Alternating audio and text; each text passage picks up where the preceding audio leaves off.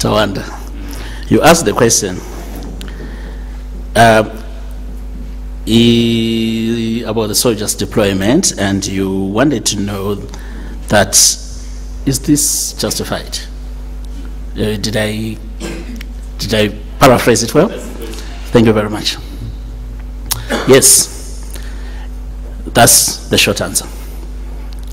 The longer answer is there are circumstances when it's justified.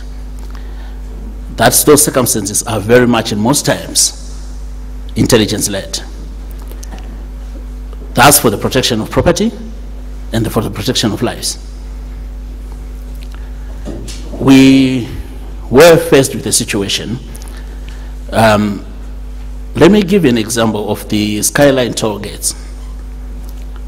They were firebombed around 9 o'clock in the morning and taken over.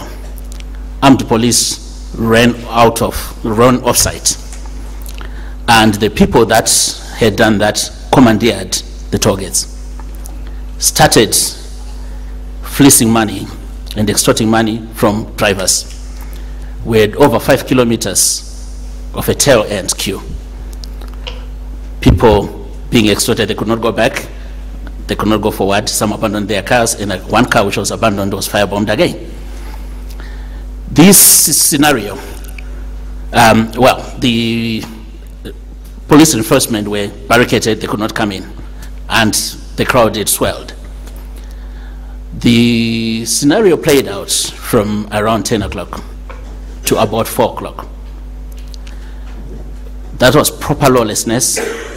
The extortion was not only violent, it was traumatic to the drivers and their passengers, who for different reasons were also molested over and above not having the cash when it was needed, or not having the cash in the right currency.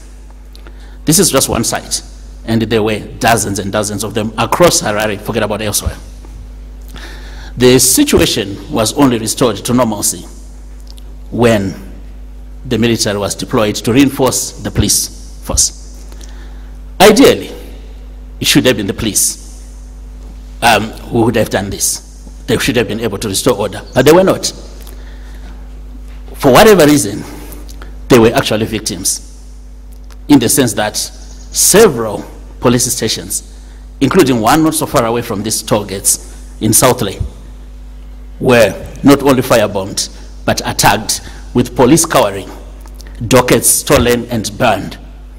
Again, a firebomb was attempted, and 2 cars were burned right in front of that police station.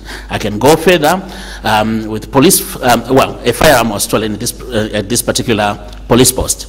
Then we go to Makoni, and we go to Remoka, and so many other places. So clearly, the situation here is the police is overwhelmed. They cannot restore order. They are actually running away. They are retreating themselves, and they are a target. What option does the government have? Does the government leave it as it is, with cowering police, armories being broken into, and weapons being taken, and now gangs of marauding hoodlums extorting money from the public, harassing, burning shops, and looting first and burning shops, uplifting even generators from a toll gate? Does the government leave it as it is, or does it do something? What can a government do? How does a government faced with such a situation escalate security systems? The next level of escalation is what we have in this country, which is the military.